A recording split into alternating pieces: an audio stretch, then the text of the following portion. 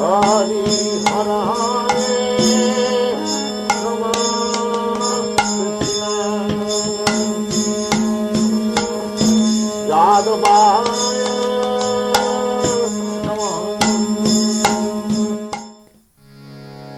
Tasmat sarveshu kaleshu mam manusmara yudhyacha maya apita mano buddhir mamevasya shumshaya.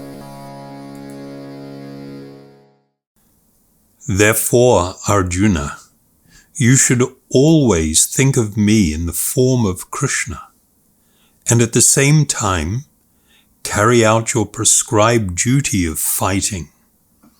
With your activities dedicated to me, and your mind and intelligence fixed on me, you will attain me without doubt.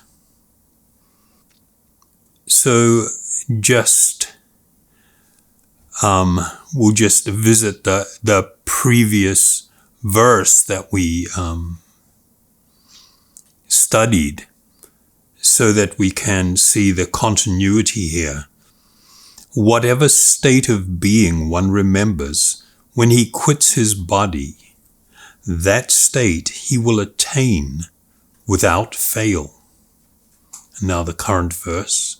Therefore, Arjuna, you should always think of me in the form of Krishna, and at the same time carry out your prescribed duty of fighting.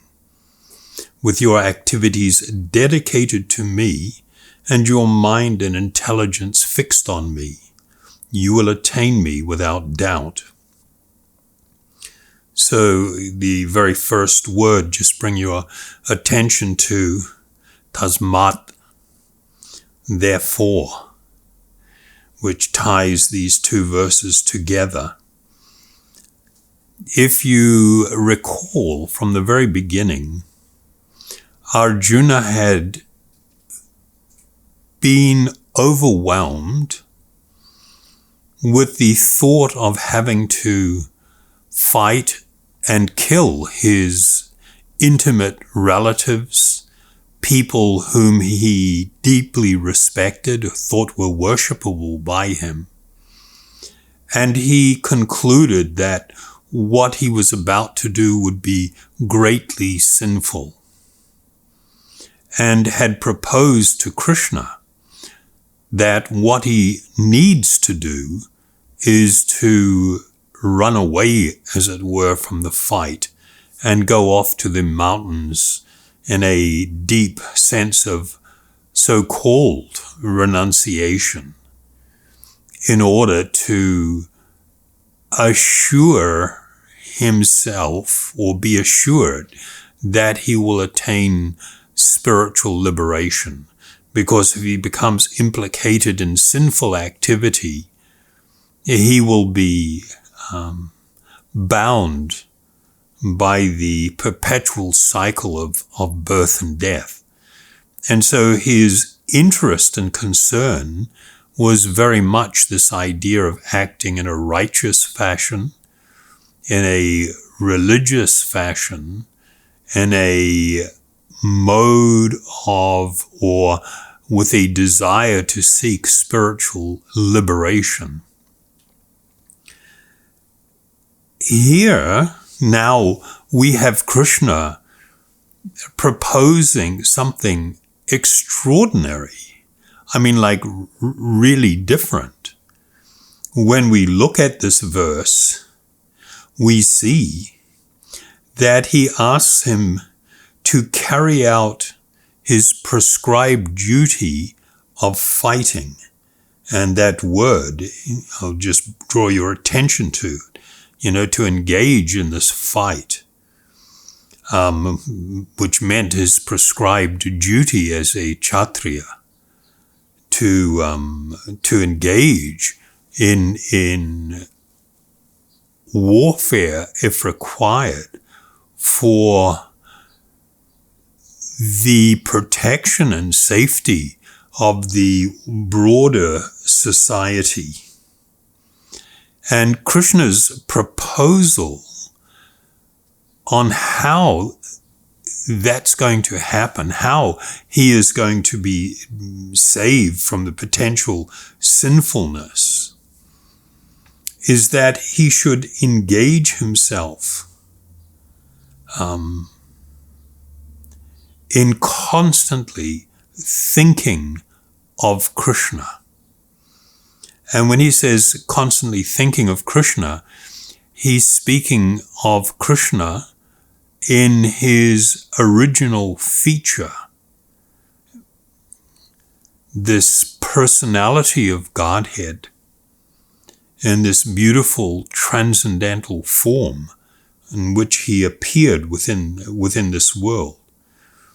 And he assures Arjuna that if he is to do this, if he is to live in this way, that he will attain, and again drawing your attention to Ishasi, that you will attain me. You will attain me.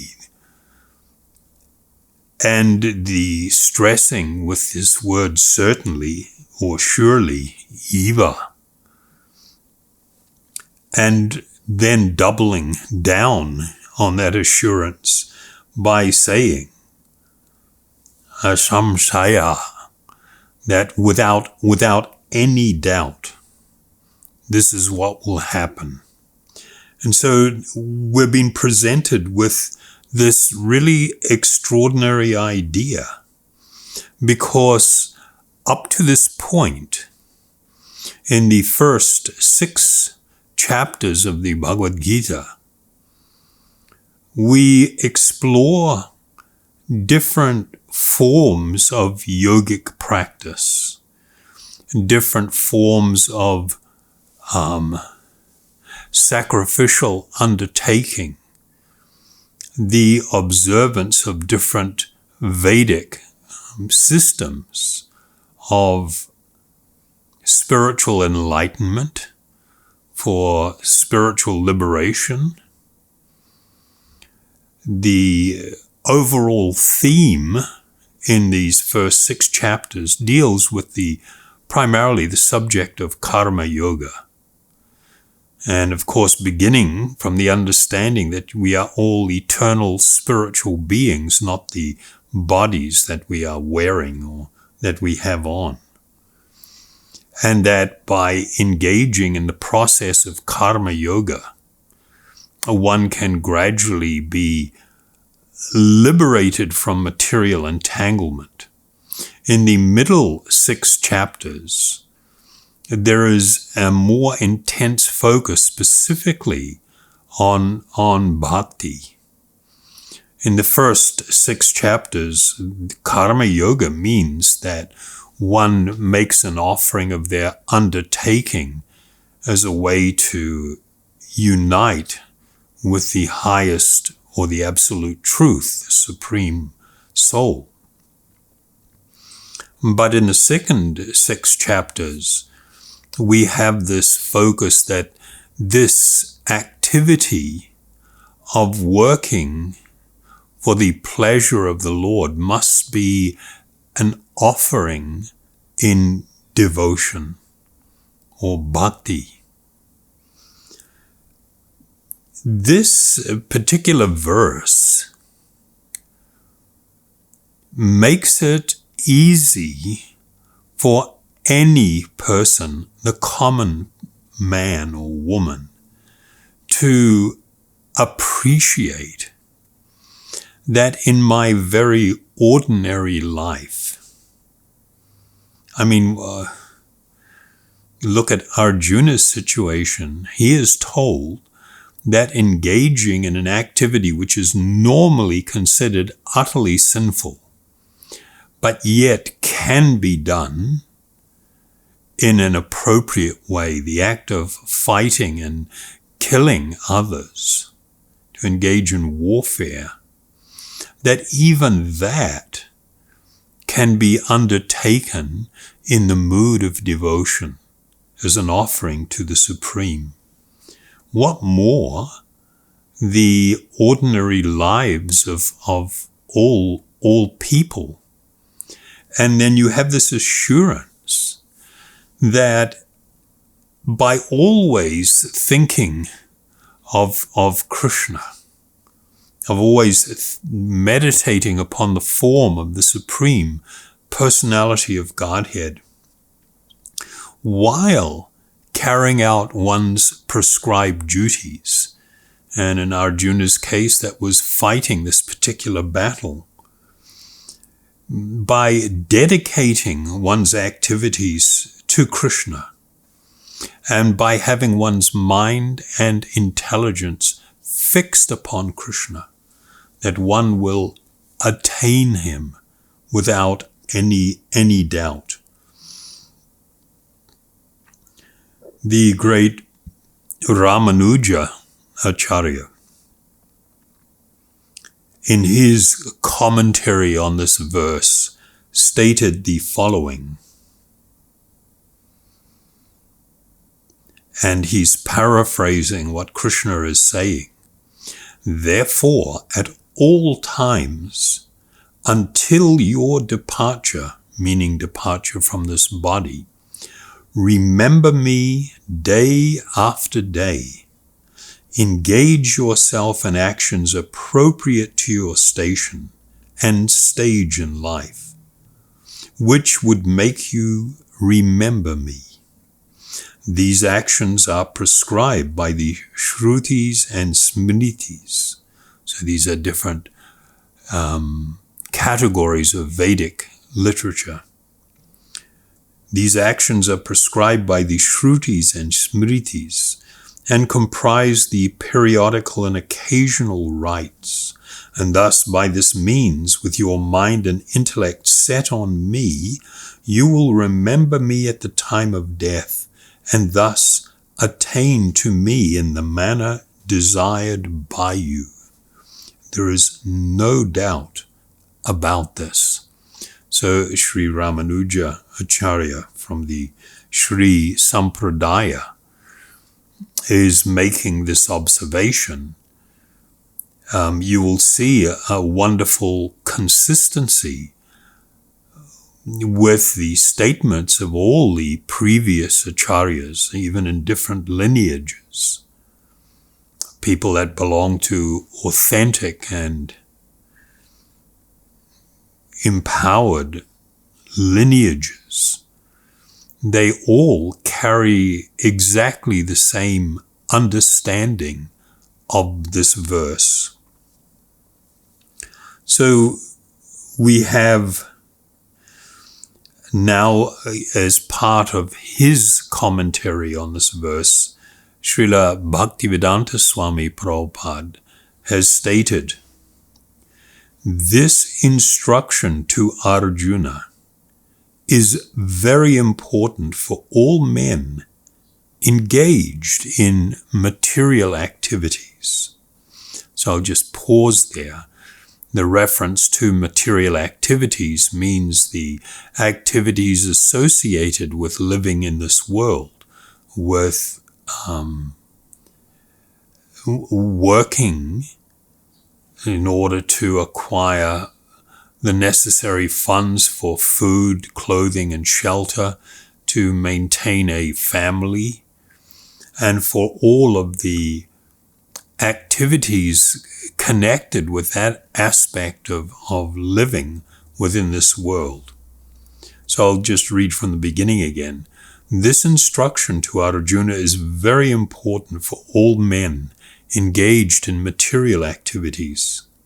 The Lord does not say that one should give up his prescribed duties or engagements, which of course was what Arjuna was proposing to do early on in the Bhagavad Gita.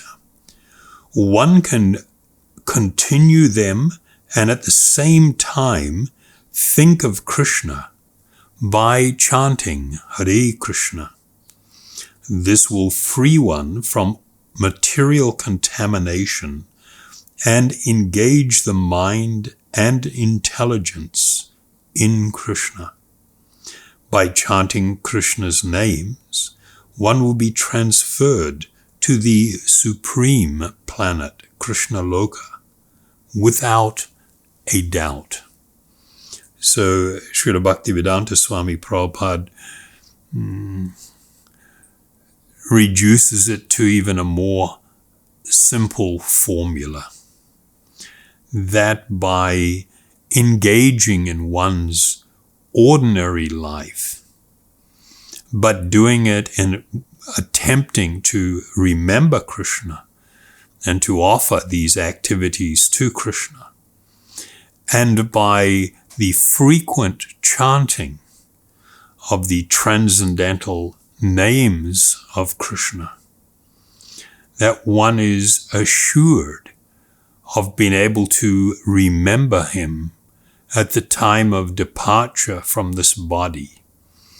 And in so doing, one is guaranteed transference to that spiritual dimension, that spiritual platform, and not have to take a material body and birth ever again. So it is very simple. It's not very complicated at all.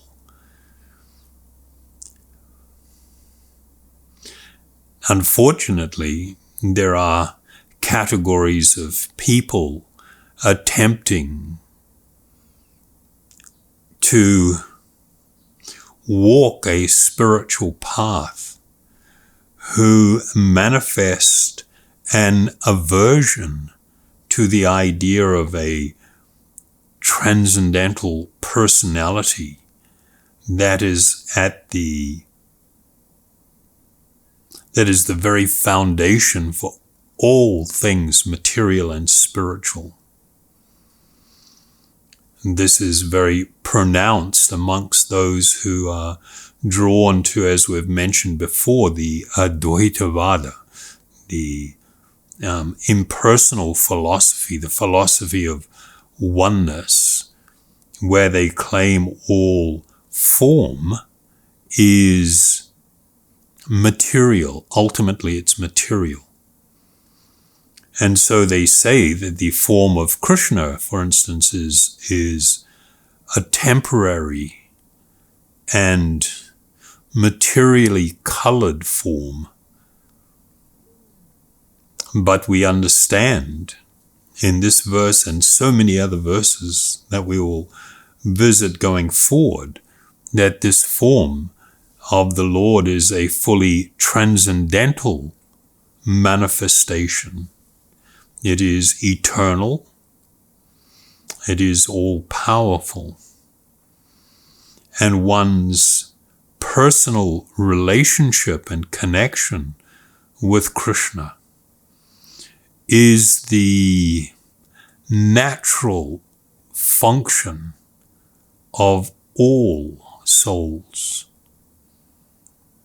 We are all bound to the personality of Godhead by a bond of eternal kinship, as we have mentioned previously. It's stated in the Brahma Samhita very concisely. And the undertaking that we are being directed to here creates the pathway by which a person can once again re-establish that relationship. That relationship is eternal. And even when the living being enters the material creation, the material world, and again we've used the verses that are found in the Mundaka Upanishad and the Swetasvatara Upanishad, where it describes or uses the example of like two birds sitting in the same tree. And the physical body that we have and the subtle body that we have is likened to a tree. And within that tree there are two living beings residing. One of these birds is busily engaged in trying to enjoy the fruits of that tree, but all the while feeling morose and sad.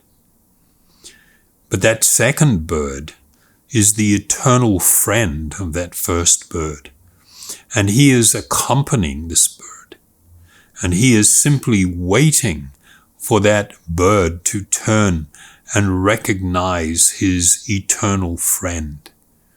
And when that occurs, when there is that reigniting of this relationship and this connection, then one becomes filled with transcendental or spiritual happiness, and everything changes.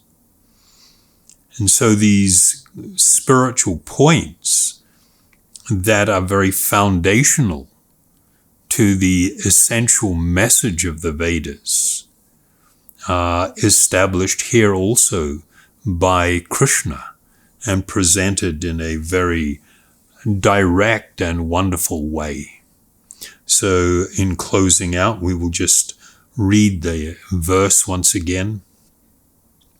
Therefore, Arjuna, you should always think of me in the form of Krishna, and at the same time carry out your prescribed duty of fighting with your activities dedicated to me and your mind and intelligence fixed on me. You will attain me without doubt. Thank you very much. Hare Krishna, Krishna Krishna, Hare Hare, Hare Rama, Rama Rama, Hare Hare.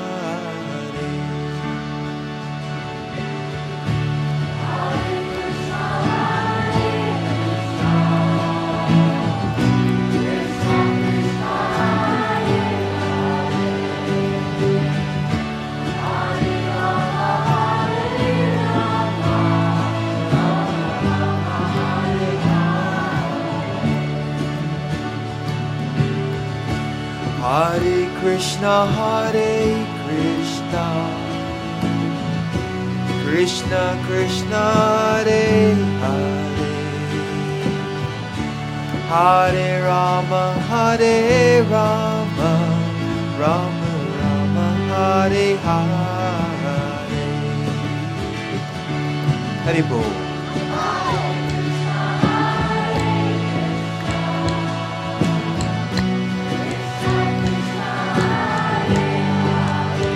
Krishna.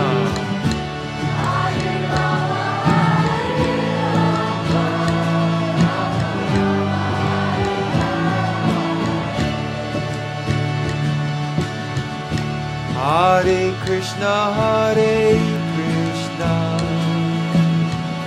Krishna Krishna, Hare Hare, Hare Rama, Rama Rama, Hare Hare.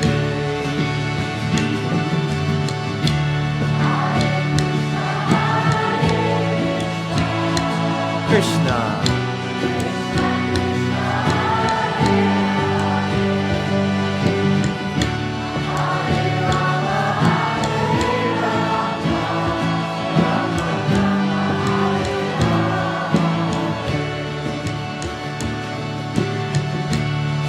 Hare Krishna, Krishna Krishna, Hare Hare, Hare Rama, Rama Rama, Hare Hare.